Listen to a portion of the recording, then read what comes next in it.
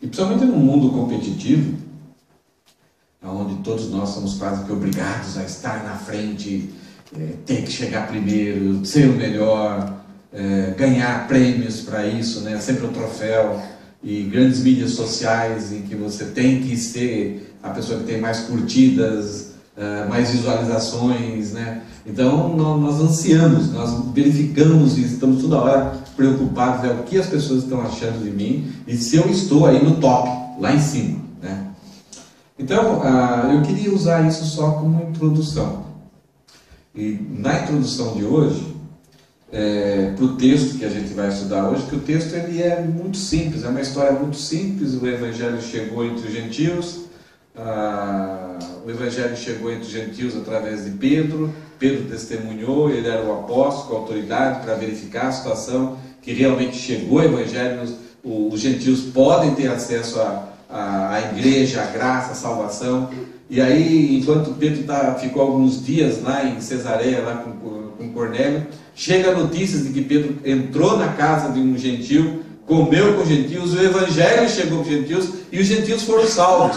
E lá em Jerusalém as pessoas as autoridades, os apóstolos, os líderes, os presbíteros dessa igreja em Jerusalém estão preocupados e começam a colocar Pedro em segundo plano, criticando Pedro.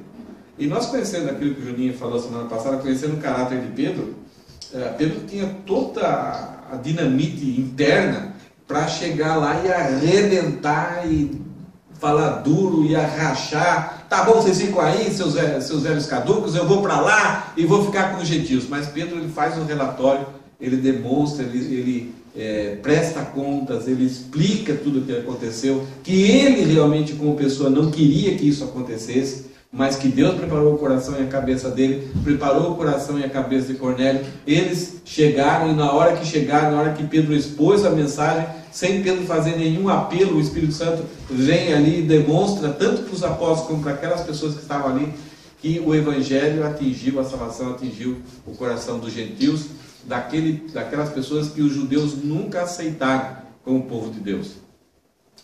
E o Evangelho seguiu em frente. As pessoas que tinham sido dispersas por causa da perseguição que aconteceu com Estevão, continuam e sendo espalhadas para onde elas vão, elas continuam a falar do plano da salvação, daquilo que Jesus era, que ele é o Messias, que ele morreu, que ele ressuscitou e que ele proclamou a ideia de que aquele que crê será salvo, terá o perdão dos seus pecados. Então, tem um mapa aqui que nós vamos ver como isso aconteceu. Nós vamos ver a expansão da igreja, a igreja se espalhando e atingindo os gentios de uma forma muito mais forte. Então expandiu, não somente no texto que nós lemos, nós vimos a solidificação, como essa igreja se tornou forte, sólida, como que Deus e Jesus ali trabalhou e moveu aquela situação para que a igreja ficasse solidificada. E também nós vamos ver a reação de como que aquela igreja reagiu com relação à igreja de Jerusalém. Isto é, uma igreja que é sólida e depois acaba apoiando o reino de Deus. Então ela acaba contribuindo com o reino de Deus. Então é uma igreja madura. E no texto que nós lemos hoje já, eu gostaria de ler o versículo 19 e mostrar para vocês que alguns judeus que fizeram parte desse processo de expansão, eles tinham essa filosofia de vida de eu sou o segundo. Talvez vocês vão ficar frustrados com o que eu vou falar hoje, mas eu quero desafiar vocês a saírem do segundo lugar, a não serem o segundo. Veja aqui o versículo 19. Esses crentes judeus usando a filosofia de vida, isto é, eu sou o segundo. Esses crentes judeus que antes de conhecerem a salvação em Jesus, eles faziam de tudo para produzir na sua vida um currículo que pudesse apresentar para Deus, Deus, eu sou o primeiro, eu mereço e eu quero a salvação. E Deus então estaria obrigado a dar a salvação para eles pelos méritos das obras, pela religiosidade deles. Mas eles descobriram que eles eram desesperadamente corruptos e desesperadamente perdidos por causa do ensino e da morte de Jesus lá na cruz e por causa da ressurreição. Então eles descobriram que Jesus, o Filho de Deus, o próprio Deus, teve que deixar o seu lugar, vir aqui, morrer, porque não havia nenhuma outra solução para nós sermos salvos. Então, diante disso, eles falaram, eu jogo fora os meus méritos e eu aceito de graça a salvação. Esses judeus aqui do versículo 19 foram essas pessoas. Foram pessoas que entenderam isso e creram em Jesus. Colocaram Jesus em primeiro lugar nas suas vidas. E muitos judeus lá de Jerusalém rejeitaram isso. E além de rejeitar, eles perseguiram, inclusive a maior parte eram os líderes, perseguiram Estevão, mataram Estevão, perseguiram os apóstolos e aprisionaram os apóstolos. E por causa da prisão e da morte de Estevão, esses judeus aqui, que creram em Cristo, espalharam. Veja o que o texto fala. Os que tinham sido dispersos por causa da perseguição desencadeada com a morte de Estevão, chegaram até a Fenícia, Chipre e Antioquia. Mais de 500 quilômetros. Eles saíram correndo, abandonaram seus negócios, suas casas, a sua comunidade, muitas vezes parentes, e se espalharam, foram para longe, para não serem mortos, para não serem dizimados por pessoas do mesmo povo deles, mas que não colocaram Cristo em segundo lugar na vida deles. Estavam sendo perseguidos somente porque colocaram Cristo em primeiro lugar da sua vida. E disseram, nós somos o segundo. Só que eles ainda precisavam passar por um outro estágio. Colocar Cristo em segundo lugar da sua vida, em primeiro lugar da sua vida, e você se colocar em segundo lugar, é algo muito bom e necessário. Mas é um primeiro passo. Se você continuar assim, vai demonstrar que eu e você somos imaturos, que precisamos atingir um outro estágio que Deus almeja de nós. Veja aqui o detalhe. Eles chegaram até a Fenícia, Chipre e Antioquia, anunciando a mensagem. Que mensagem? Que Jesus é o Messias, veio, morreu por nossos pecados, ressuscitou para a nossa salvação, subiu ao céu, está preparando morada para nós e vai retornar para consumar toda a história de Deus. Essa é a mensagem. Mensagem de que Deus perdoou os nossos pecados através da morte da pessoa de Jesus. Essa é a mensagem. Então eles anunciavam isso. Todas as pessoas podem ser salvas somente se creem que Jesus Cristo é Deus e morreu por nossos pecados. Mas o detalhe, eles anunciaram a mensagem apenas aos judeus. Eles ainda não estavam libertos. Ainda estavam presos à sua nacionalidade, à sua religiosidade antiga. E não aceitavam a ideia de que Deus tinha um plano para os gentios. Isto é, Deus é somente para mim, para o meu povo, para a minha família. Não para essa raça de gente estranha, que é idólatra, que adora outros deuses. Imorais. Deus nunca pode mudar a vida dessas pessoas. Mas o meu povo é só para mim. Então eles foram e ficaram procurando. Você é judeu? E dá uma olhadinha se tinha um narizinho, não é judeu, tem um pouco o nariz um pouquinho mais comprido. Dá uma olhada assim, você parece judeu. É, parece. Então vem aqui, eu tenho uma boa nova para você. Mas somente para os judeus. Eles não ainda tinham experimentado quebrar essa barreira.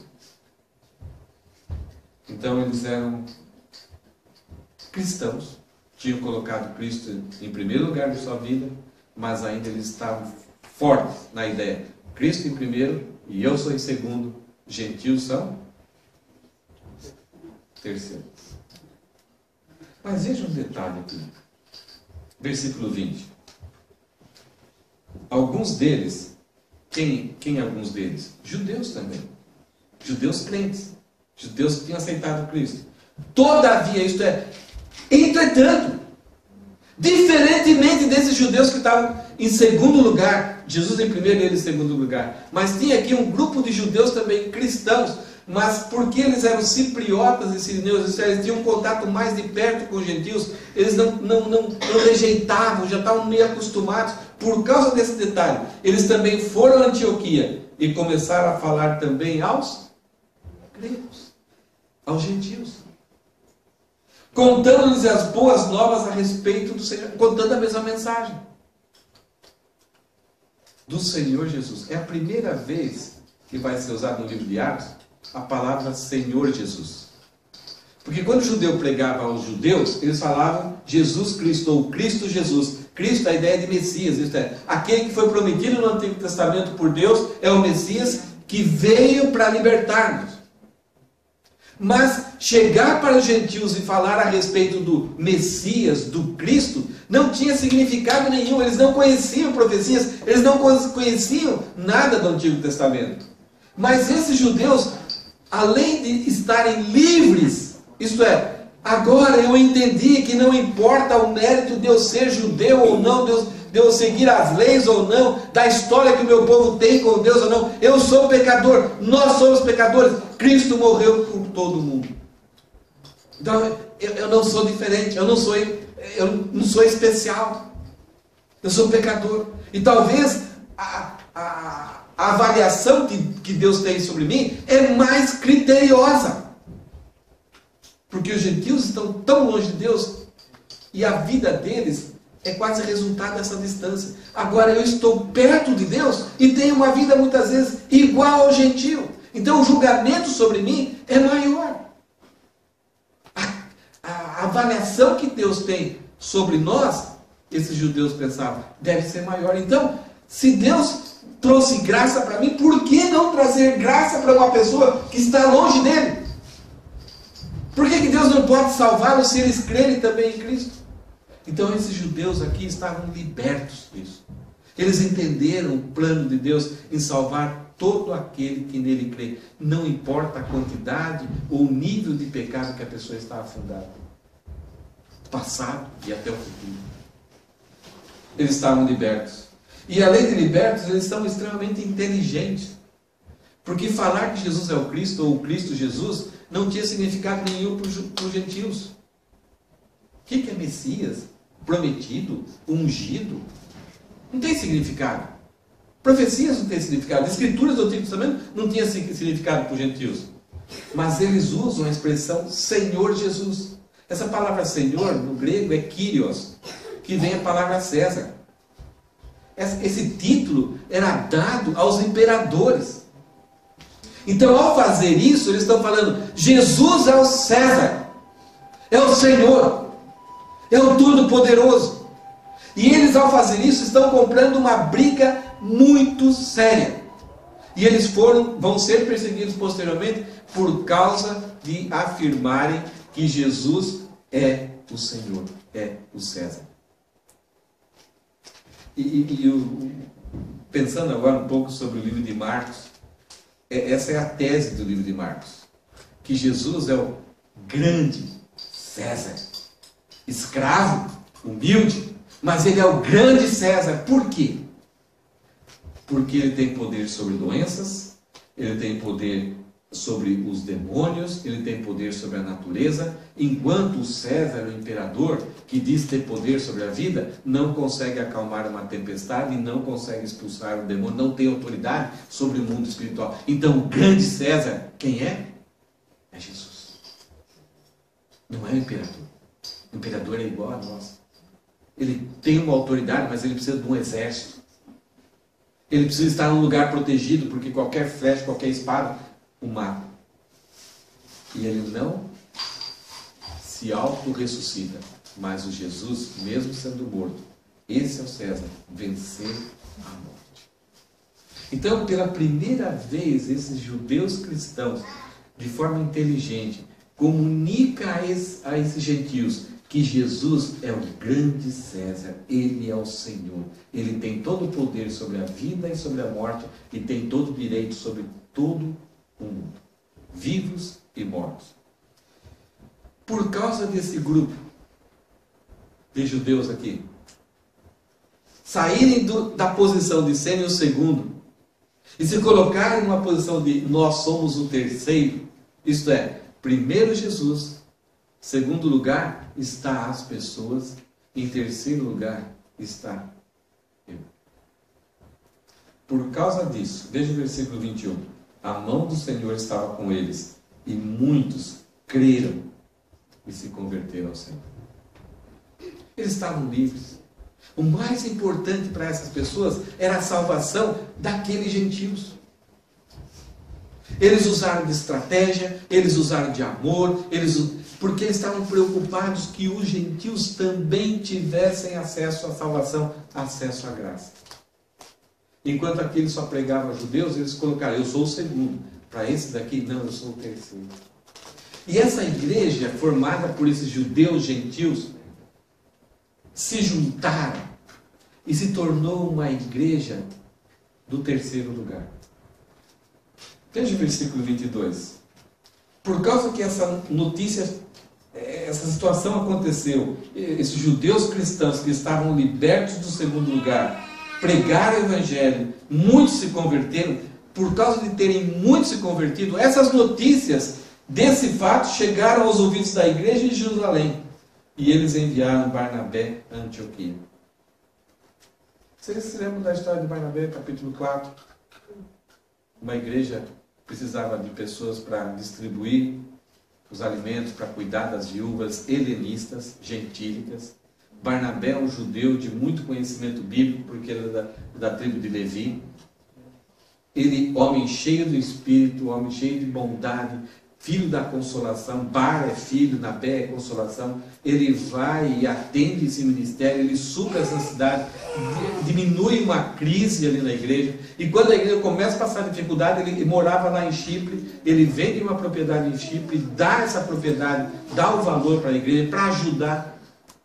E quando essas notícias chegam de que judeus, homens simples, nenhum teólogo, nenhuma pessoa simples, vida normal, chegaram em Antioquia, pregaram o evangelho e muitos gentios creram. Então agora, isso é um processo revolucionário. Da forma com que eles agiram, esse número cresce a cada dia. Cada dia mais eles falavam, e isso era gostoso, isso era maravilhoso para eles, vendo pessoas se converterem, abandonando a vida de pecado, abandonando a desilusão e absorvendo e abraçando Jesus, tendo as suas vidas transformadas. Essas notícias chegaram lá em Jerusalém. E a igreja de Jerusalém, inteligentemente, manda a melhor pessoa para ir lá para esse lugar. A igreja entendeu que esse fato do evangelho ter chegado pela boca e pelas mãos de pessoas simples é algo normal. O evangelho não deve ser pregado só por profissionais da fé. O evangelho deve ser pregado por qualquer um. Uma criança pregando o evangelho para outra criança.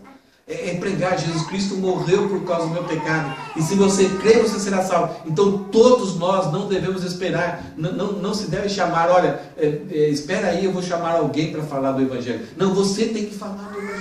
Você tem que falar o que aconteceu com a sua vida. O que você entendeu? Você entendeu que é pecador, que você não tinha destino para Deus, a não ser que Jesus Cristo tivesse morrido por você e você crê nisso. Então você tem hoje paz, segurança, salvo. Então essa mensagem simples, ela deve ser pregada por todas as pessoas.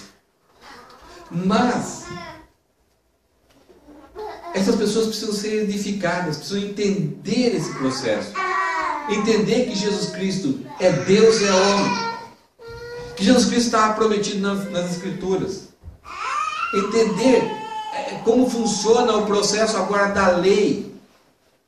As confusões que as pessoas tinham, mas e agora eu gentio, o que eu tenho que fazer? Será que eu tenho que me circuncidar? Será que eu tenho que usar as roupas? Será que eu tenho que frequentar algum templo para mim carimbar a minha salvação? Então muitos problemas tinham nisso aí. Além disso, esses gentios estavam acostumados com a sua religiosidade, com a sua forma de pensar.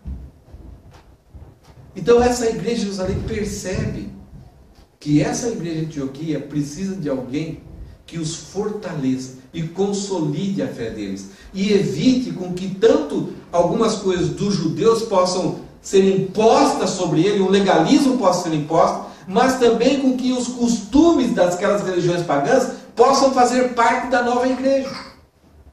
Gente, eu vou dar uma notícia triste para vocês aqui. A maior parte de nós, eu acho que no passado fomos católicos. Eu fui coroinha da igreja católica. Eu servia, tocava o sininho, segurava a hóstia. Quando eu criei em Cristo, eu entendi a mensagem de salvação, eu saí da igreja católica. A primeira coisa que eu entendi é que só há um mediador entre Deus e o homem. Então, como que eu posso ficar abraçado a alguma coisa que ofende a Deus? Então, isso não me é mais útil. Vou procurar um grupo de pessoas que tenha o mesmo conceito de fé que eu tinha. Então, eu saí dessa religião. Mas, gente, essa religião não sai tão fácil da gente. Muitas vezes nós saímos do budismo, de qualquer outra religião e abraçamos a Cristo, mas a forma de pensar, a forma de enxergar, de entender a vida, ainda pertence, é difícil de sair de nós.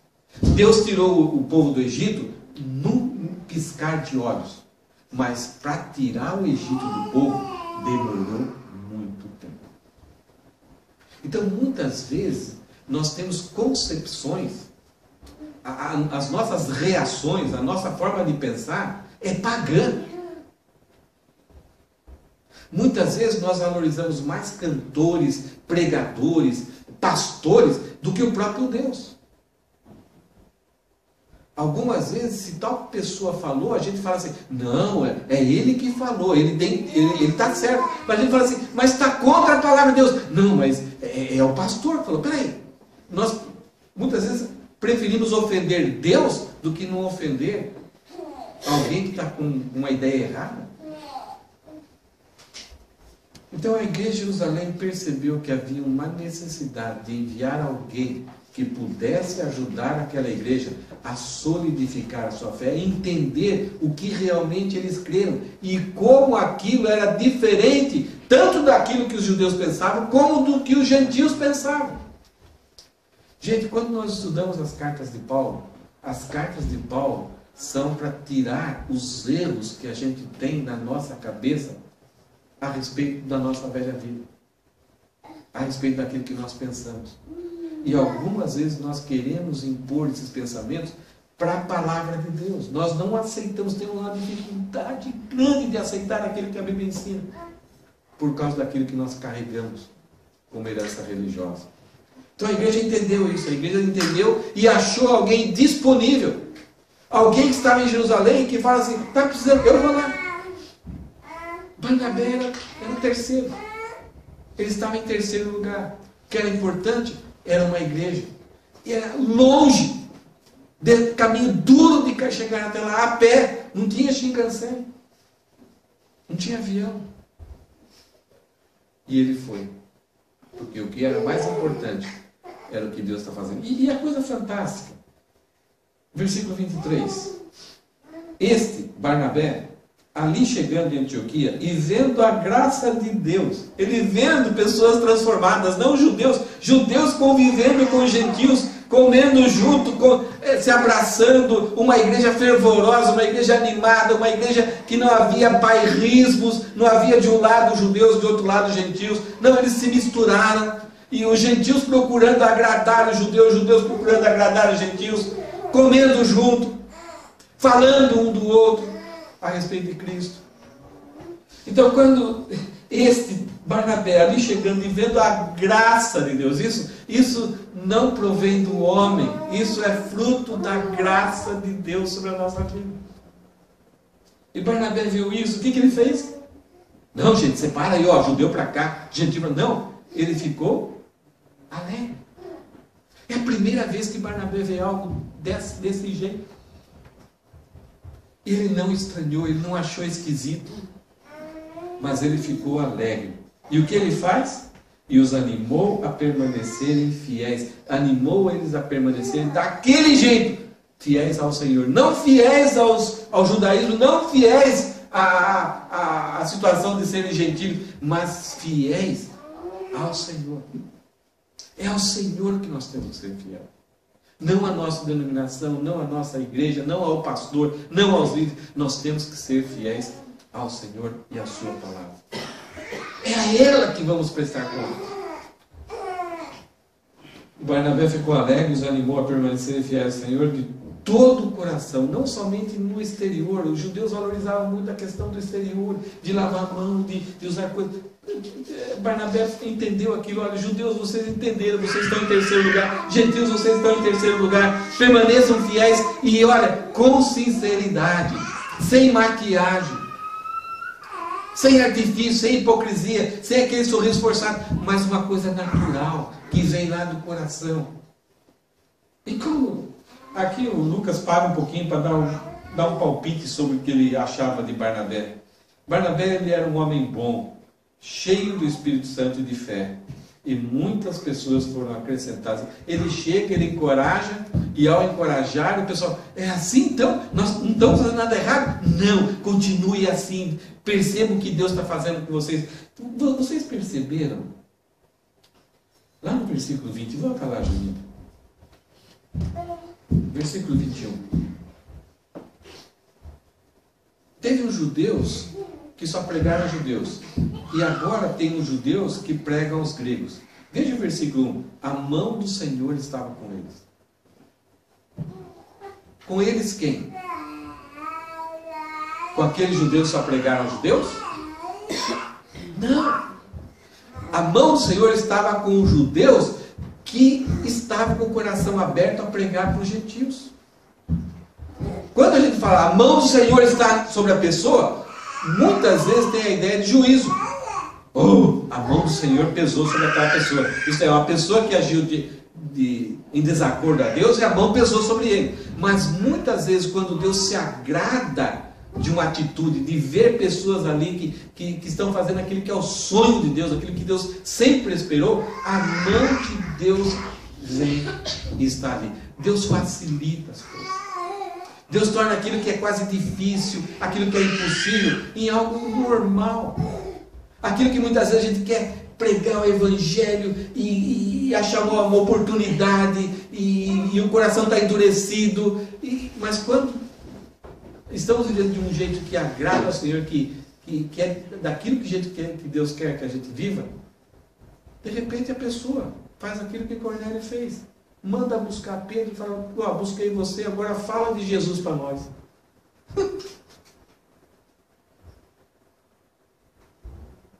É um sonho de todo cristão que prega, todo evangelista.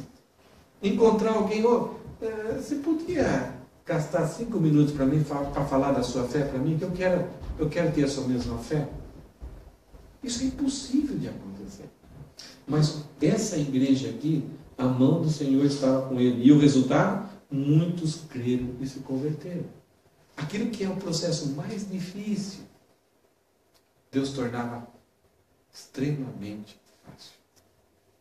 E essa igreja vivia com muita alegria. Voltando lá ao versículo 23, 24. Barnabé era um homem bom, cheio do Espírito Santo e de fé, e muitas pessoas já estavam sendo acrescentadas, mas com a chegada de Barnabé, ele encorajando essas pessoas, fortalecendo a fé dessas pessoas, fiquem fiéis, permaneçam crendo e seguindo esse caminho. Por causa desse encorajamento, muito mais pessoas foram acrescentadas à igreja. Versículo 25. Aqui vamos ver novamente mais uma característica do que é se colocar em terceiro lugar.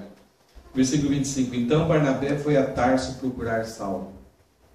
É interessante que quando Saulo se converteu, ele foi para Jerusalém, e os apóstolos falaram, não, eu duvido que ele se converteu, esse cara aí não, ele pegou carta para perseguir os cristãos, ele está fingindo, ele quer entrar no nosso meio, e de repente armar uma arapuca, prender todo mundo e matar todo mundo. É golpe.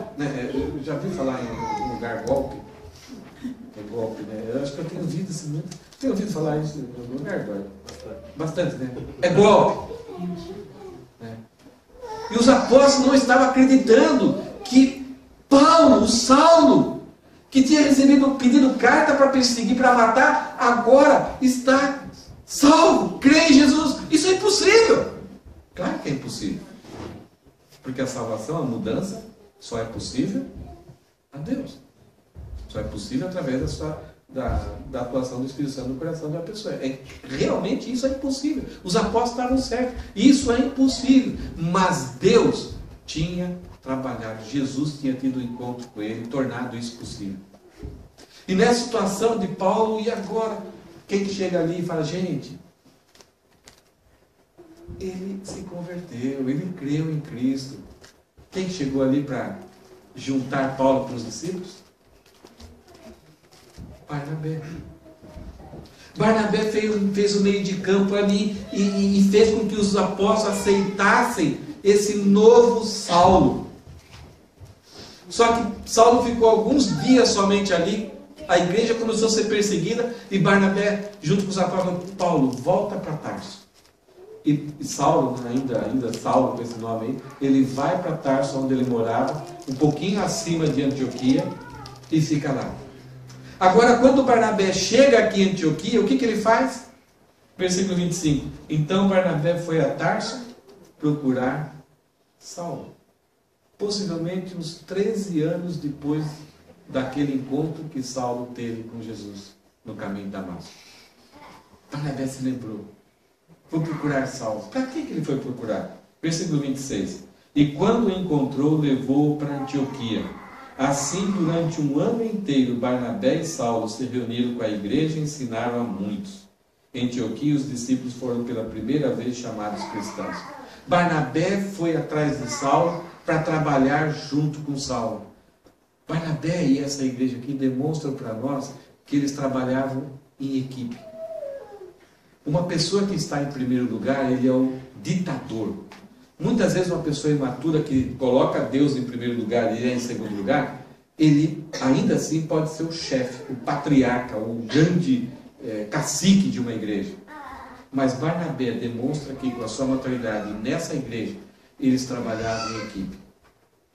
Ninguém que é segundo nessa escala consegue trabalhar em equipe. Só se trabalha harmoniosamente em equipe quando você se coloca em terceiro lugar. Quando você coloca as outras pessoas em segundo lugar.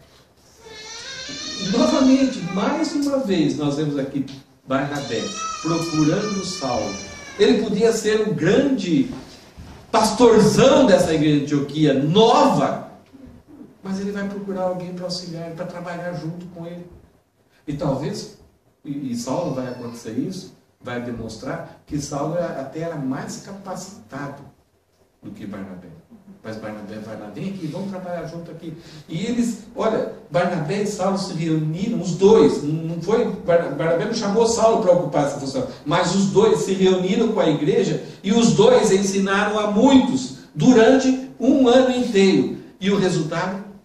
Em Antioquia, os discípulos foram pela primeira vez chamados cristãos. O que isso tem a ver?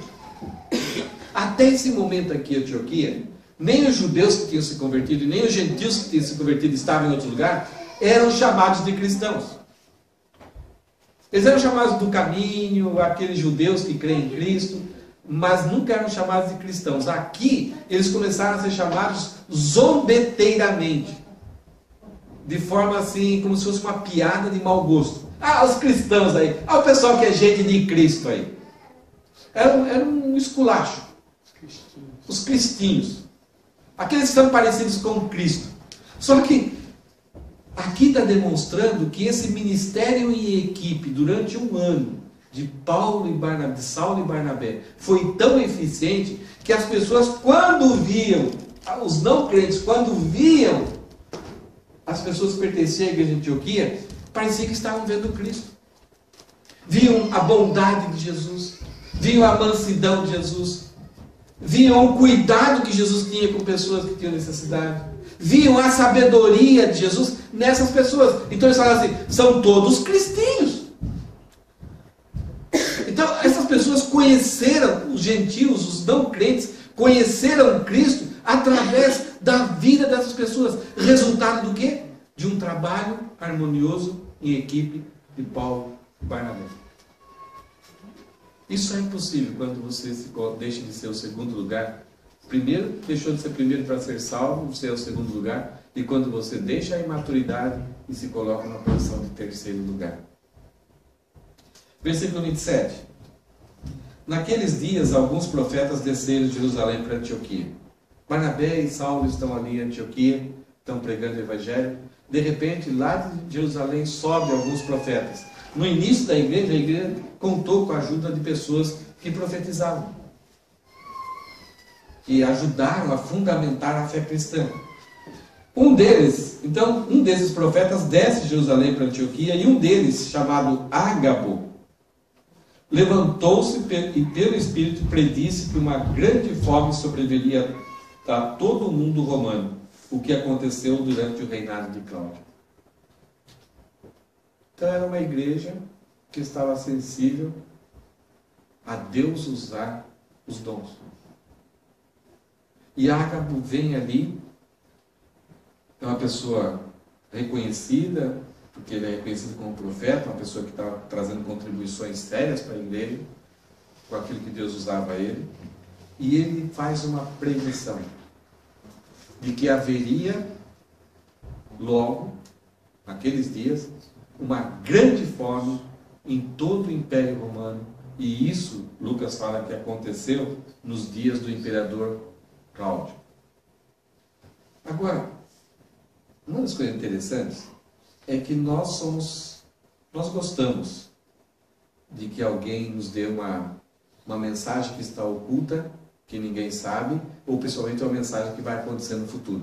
É por isso que nós brasileiros, na maior parte brasileira, não sei se lá no Peru é muito assim, a maior parte da pessoa que não conhece Cristo vai na internet, ou antigamente usava muito jornal, e a página preferida qual que era? Horóscopo. Nós queremos ter essa informação. Então, o brasileiro, ele usa runa, ele usa cartomante, ele usa as ciganas, ele usa... o que mais que tem, né? A boca de café dentro da xícara.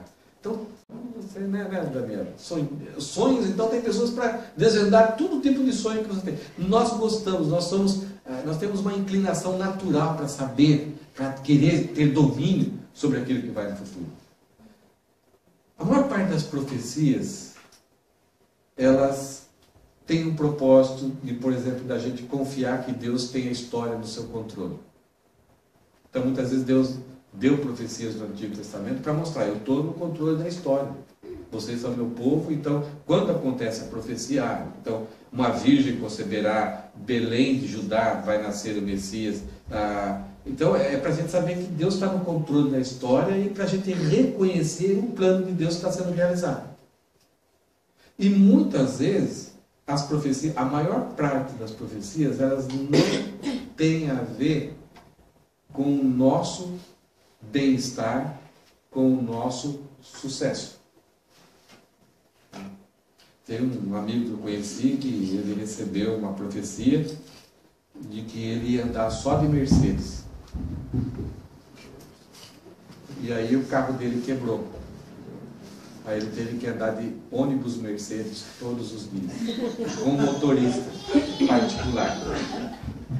Mas nós queremos que Deus venha nos falar o quanto nós vamos ser bem-sucedidos. Mas a maior parte das profecias, elas são para nos preparar, para preparar o povo de Deus diante de novos desafios e agirmos e reagirmos de forma correta. Hoje as profecias cessaram muito, elas podem acontecer, mas elas cessaram por quê? Nós temos aquilo que garante. E já exige de nós muitas coisas que a gente não sabe, tem preguiça de saber, ou muitas vezes nem concordamos. Mas a palavra de Deus veio substituir muito disso. Mas a maior parte das profecias, se elas acontecem, e tanto a palavra de Deus ela serve para isso, é para nos preparar para reagirmos corretamente diante de algum desafio, alguma dificuldade, alguma situação que pode nos levar a nos afastarmos de Deus, porque nós não esperamos que Deus pode permitir algumas situações terríveis na nossa vida. Então Deus, sabendo da nossa capacidade, da nossa fragilidade, Ele muitas vezes nos avisa, ou através da palavra de Deus, ou através de alguma mensagem, ou através de alguma pessoa, e muitas vezes a pessoa nem sabe que está sendo usada, para nos encorajar a ficarmos firmes, não abandonarmos, não esmorecermos diante de uma dificuldade que nós vamos enfrentar na vida. Isso é o espírito da profecia. Jeremias, numa situação de castigo, do povo abandonando Deus, Jeremias chorando, chega para o povo e fala assim: olha, Deus vai nos levar para a Babilônia durante 70 anos, e depois vai nos trazer de volta. E o povo: não, que é isso? Deus não faz uma coisa dessa conosco. Nós temos Deus, nós temos o templo, nós estamos protegidos, nós temos uma aliança. E o povo continuava no pecado. E Jeremias fala assim: assim diz o Senhor. Mas aí os falsos profetas se levantaram, foram no templo, diante dos sacerdotes, e falaram o seguinte: assim diz o Senhor, usaram as mesmas expressões. Assim diz o Senhor, nós vamos para a Babilônia, mas vamos ficar 2 anos e voltaremos. Jeremias falou que ficariam quantos anos? 70. Os falsos profetas falaram que foram quantos anos? 2. O que você prefere? Ficar escravo 70 ou 2 anos? Então o povo determinou quem que era o verdadeiro profeta. Eles determinaram que o verdadeiro profeta era quem? Quem que estava sendo usado por Deus? O que agrada mais.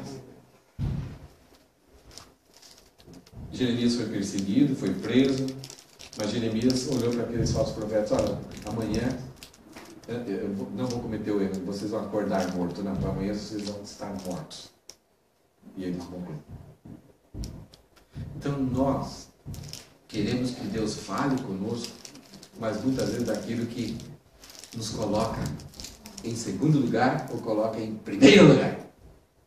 Mas a profecia, o espírito da profecia é para nos alertar, para nos manter firmes, para nós enfrentarmos os desafios da vida, as dificuldades da vida e reagirmos de forma correta. Não duvidando de Deus, não esmorecendo e encarando aquela crise, aquela situação difícil como a oportunidade de nós glorificarmos a Deus. E é isso que acontece com a igreja de Antioquia. Uma igreja pobre, uma cidade rica, pessoas simples, uma parte escravos talvez, e diante disso daqui, Ágabo fala: olha, vai haver uma grande fome em todo o Império Romano. Se você, numa igreja simples, poucas pessoas, o que você faria? Mulher, economiza no arroz, economiza no feijão, vamos cortar a internet. Nada de comprar presente no final de ano, vamos economizar porque o negócio vai estar feio daqui uns dias. Ó, acabou saizeria, né? Acabou passeio, Universal, esse ano nunca mais. Ó, a gente tem que se preparar. Vamos economizar aqui, vamos guardar dinheiro, né? Economiza na maquiagem, gasolina, né? Passeios. Ó, o negócio está feio. E esse praticamente foi o nosso ano. Uma parte de nós, no Brasil, a coisa está mais ou menos assim. Profeciando? Não. Eu estou lendo o jornal. Já está assim. O Eduardo trouxe várias notícias bem reais aí. O Rafael também. Mas é incrível. Essa igreja que colocou-se em terceiro lugar, olha a reação deles. Os discípulos. Versículo 29. Cada um, segundo as suas possibilidades, não foi estabelecido, partiu deles, de acordo com o que eles tinham, decidiram providenciar ajuda para os irmãos que viviam na Judéia, e o fizeram enviando suas ofertas aos presbíteros pelas mãos de Barnabé e Saulo. Vocês perceberam o que aconteceu aqui?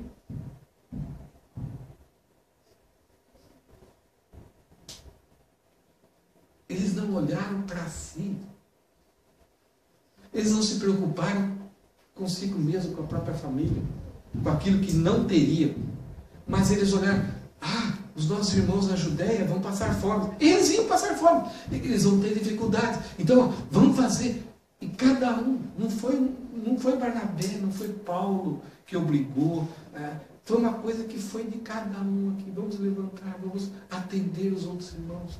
Vamos enviar oferta para que eles possam comprar e guardar mantimentos. Agora, para os judeus, eles eram uma igreja de gentios, havia barreiras, talvez por muito tempo eles foram hostilizados, menosprezados pelos judeus, e aqui, por estar em terceiro lugar, o passado foi esquecido. Agora nós somos um. Nós somos um em Cristo, nós temos a mesma salvação, nós somos o povo de Deus. Nós não somos nem judeus e nem gentios, mas nós somos a igreja de Jesus. E no momento em que recebem a notícia de que vai ter fome, eles abrem o bolso e mandam ofertas. Agora, lá atrás, tem um versículo que quando Barnabé chegou, Barnabé viu a graça e se alegrou. Isso daqui, gente, não é fruto de bondade de coração. Isso daqui é fruto da atuação de Deus na vida das pessoas. Ninguém age desse jeito, se não for pela graça. Se não for a bondade de Deus em transformar alguém que saiu do primeiro lugar, já não ocupa o segundo e agora está no terceiro, porque estando no terceiro, o que importa é os outros. Mas vocês vão ficar sem nada. Não importa, mas o irmão lá é que é mais importante que eu. Agora, quando uma igreja faz assim, ela acaba estando nas mãos de Deus. Novamente aquele versículo. E com estes, a boa mão do Senhor estava com eles. Eles eram um instrumento de Deus aqui na terra. Eles estão agindo, um texto que parece que é tão simples, tão banal, mas é dessa forma que Deus trabalha, com coisas pequenas para fazer as grandes coisas dele.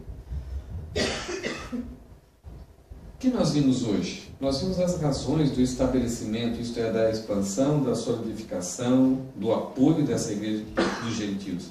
Então, foi as razões, por que essa igreja em Antioquia se tornou uma igreja tão forte? E semana que vem nós vamos ver uma perseguição que ocorre lá em Jerusalém, mas depois Deus vai agir nessa igreja e o Espírito Santo vai pegar 2 pessoas nessa igreja e vai comissionar, capacitar, e vão ser enviados por essa igreja para implantar outras igrejas em outros lugares. Porque essa igreja vai se tornar um centro missionário de implantação de igrejas entre todos os povos. Hoje nós vimos que a imaturidade, mesmo que a gente crê em Cristo, a gente coloca Ele em primeiro lugar e nós nos tornamos o segundo lugar na nossa vida, mas podemos permanecer aí, mas com um nível de imaturidade. Isto é, Deus é em primeiro, mas eu estou em segundo ainda. Ninguém abaixo, ninguém acima de mim. Isso é imaturidade. Quando a gente tem barreiras, quando a gente não considera a necessidade das outras pessoas. E a gente viu que essa igreja de Antioquia abraçou o Evangelho de uma tal forma, e ali com o exemplo de Barnabé e de Saulo, eles, por estarem vivendo o terceiro lugar, eles tinham liberdade para pregar a quem quisesse. Eles não ficavam selecionando. Não, essa pessoa eu prego. Japonês não gosta disso, não interessa. Japonês não quer nem saber. Eles não eram seletivos na pregação do Evangelho. Eles tinham liberdade, estavam livres para pregar. Não, essa pessoa tem um passado. Não sei não. E daí? E daí? Qual a diferença entre eu e ele? Nenhuma. O destino era o mesmo, o salário era o mesmo, era a morte. Então, quando eu estou em terceiro, eu tenho liberdade, eu sou livre. Eu não preciso tentar aparentar ser melhor que o outro, mais espiritual que o outro. O que importa é o outro, o que importa é que a pessoa seja... João Batista entendia isso. O que ele falou a respeito de Jesus? Importa que ele cresça e eu diminua. Quando estamos em terceiro, nós estamos sempre disponíveis. Precisa ir lá em Antioquia? Mas eu vou sair aqui de Jerusalém. Não importa, eu vou para lá. Deus está trabalhando lá, Deus está atuando lá. E quando o Barnabé chegou, como valeu a pena estar aqui? Barnabé se alegra. Quando eu estou em terceiro, eu procuro sempre encorajar as pessoas a serem fiéis na sua fé. Eu não fico tentando, tanto pelas costas ou pela frente, produzir tristeza para as pessoas. O meu desejo é sempre que a pessoa seja fortalecida com boas palavras, com afirmações, com encorajamento, valorizando cada passo que a pessoa está dando na sua caminhada com Cristo. Em quarto lugar, quando eu estou em terceiro, eu não tenho dificuldade de trabalhar em equipe, porque a minha palavra não tem peso. Eu vou querer trabalhar em consenso, eu vou querer ouvir as pessoas, eu não vou querer defender a minha ideia. Eu vou sempre procurar ajudar. Eu vou ouvir, eu vou querer aprender, eu vou querer estar disposto a caminhar juntos. Quando estou em terceiro, eu sou sensível ao que Deus está falando, ao que Deus está revelando, ao que Deus está me preparando. E quando eu estou em terceiro, eu não tenho zíper no bolso. O que importa é o bem-estar dos outros. Então, o meu tempo é para servir os outros. O meu talento, aquilo que Deus me deu de capacidade, é para servir os outros. E o meu tesouro é para contribuir com o bem-estar dos outros. Paulo escreveu um pouco a respeito disso, não sei se esse versículo encaixa totalmente aqui, mas Paulo fala assim, para nós almejarmos o terceiro lugar. Nós fomos assistir o jogo de vôlei ontem e hoje do Wallace. Que dó. Eles quase estão assim, no momento decisivo eles perdem. Perderam 3-2 ontem, perderam 3-2 hoje. Nós estamos também acompanhando a campanha do Shark. Primeiro na Liga Japonesa. Ontem empataram 2-2. Mas é apenas um jogo. É apenas um jogo. Mas não tem valor nenhum? Tem. O valor está na forma com que você joga o jogo. A sua atitude. Então, é dar o seu melhor, mas almejar ser o terceiro. Querer ser o primeiro no esporte, mas mantendo o seu terceiro lugar. O esporte é um bom instrumento para medir em que lugar nós estamos com relação a Cristo, não com relação ao esporte. Se Cristo está reinando na minha vida, ou se aquilo que eu faço é para a minha glória, ou se aquilo que eu faço é diante das regras, diante da honestidade, diante da preservação da integridade física da outra pessoa, em pedir perdão. E tanto ontem como hoje, a gente viu a reação de alguns atletas lá, que Deus não é nem primeiro lugar na vida deles. Porque eles estão querendo ser o primeiro, e o alvo deles é humilhar, não pedir perdão, e se possível arrebentar com o adversário no próprio vôlei. Imagine no futebol. Então, é só um esporte, mas o esporte é um bom instrumento para avaliarmos se a gente está colocando, se a gente está no terceiro lugar. Então, é estranho isso. Como que a Bíblia nos dá um desafio para nós almejarmos o terceiro lugar? Tem times que são tão fracos que ele fala, o terceiro lugar tá bom. Ou a gente escapar do rebaixamento, tá bom. Não, isso é mediocridade. Tudo que a gente vai fazer, tem que fazer do melhor e dar o melhor de nós mesmos, para não sermos medíocres. Mas a atitude e a forma com que a gente faz, tem que considerar que a gente deve sempre almejar ser o terceiro. Deus em primeiro, o próximo em segundo e nós em terceiro. Veja o que Paulo fala em Filipenses 2:3. Nada faça por ambição egoísta, para si mesmo, ou por vaidade, para eu sou o cara. Isso é bolha de sabão, passa, dura alguns dias. Daqui a pouco todo mundo esqueceu. Daqui a pouco outras pessoas estão curtindo os resultados daquilo que você alcançou. Não, nada façam por ambição egoísta ou por vaidade, mas humildemente considerem os outros superiores a si mesmo.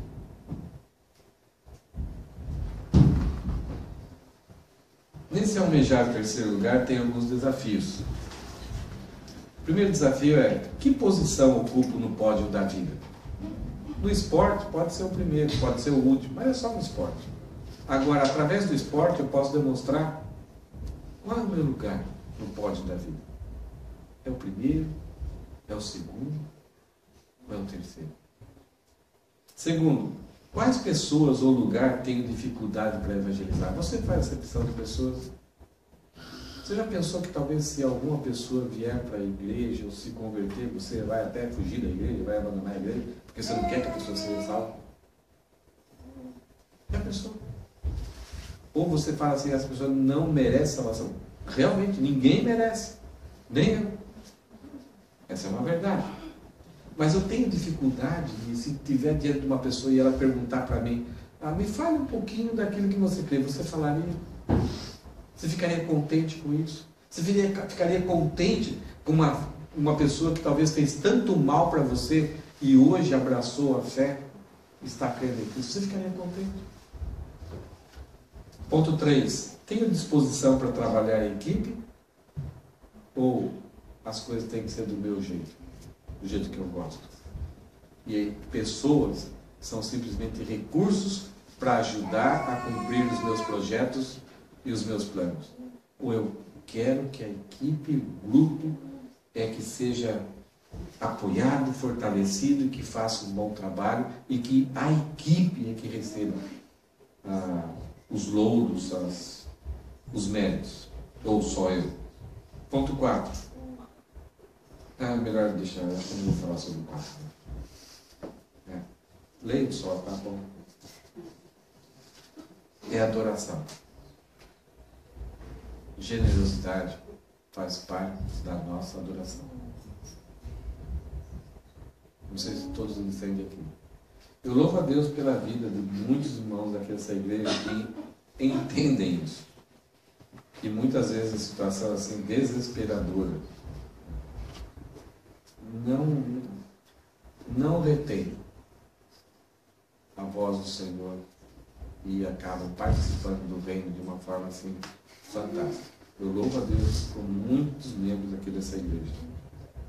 Mas talvez você ainda tenha dúvidas. E eu queria só... Volta lá, Juninho. Versículo 29. Os discípulos, cada um segundo as suas possibilidades. Não sei se você viu no envelope de dízimo aí a nossa posição quanto à contribuição. Nós não temos porcentagem. No Novo Testamento nós não temos isso. É segundo o que você propôs no seu coração, de forma que envolva amor, gratidão, de forma com que você entende as necessidades do reino, aquilo que é necessário, tem que ter um entendimento. E agora, talvez ainda estamos vinculados, ainda temos aquela ideia, e usamos a palavra dízimo, né? Mas eu quero ao longo do tempo a gente esquecer essa palavra. No Novo Testamento ela não existe como porcentagem, ela existe como parte da adoração e contribuição. Então, por que a gente pensa ainda que é 10%, a gente fala, eu não consigo dar 10%. Esquece isso. Dê um IEM. Nunca deixe de contribuir, mesmo que seja com um IEM. Se você pode dar 2, dê 2. Se pode dar 3, dê 3. Conforme as suas possibilidades. Mas adore. Participe desse momento com adoração. E não adore com culpa. Puxa, eu acho que eu poderia dar mais, mas estou dando. Não, com aquilo que você der, adore com amor, com alegria, com gratidão. Mas adore. Não retenha. Faça parte do momento em que toda a igreja adora financeiramente. E aí, se Deus for capacitando o seu coração com alegria, mas não dê por obrigação, não dê por medo que vai cair um raio, que o gafanhoto, que não sei o que lá, que alguém inventou, interpretou errado a Bíblia, vai estar te ameaçando. Não dê preocupado. Não dê por ganância. Eu vou dar porque assim Deus vai dar um emprego. Não é isso. É gratidão, é amor. Dê segundo a sua possibilidade, mas dê. Contribua. Participe como se fosse uma adoração, com alegria. Se de repente aquilo que Deus for colocando no teu coração pode ser mais ou pode ser menos, é uma coisa entre você e Deus. Eu nunca sei quem são as pessoas que contribuem na igreja. Nem sei, acho que nem a minha. Tem alguns que nem colocam nome no envelope. Faz bem. Nós temos esse momento que pessoas trazem para frente porque faz parte do culto. Mas a gente não está... Eu não fico lá, deixa eu ver quem está dando hoje, né? Tá bom na minha moral aqui, tá? Deixa eu anotar aqui, vou tratar melhor. Esquece. Faz parte de você considerar Jesus em primeiro lugar, o reino dele, as pessoas em segundo lugar, e você está em terceiro lugar. E o terceiro lugar é o melhor lugar para estar no reino de Deus. Amém? Vamos orar?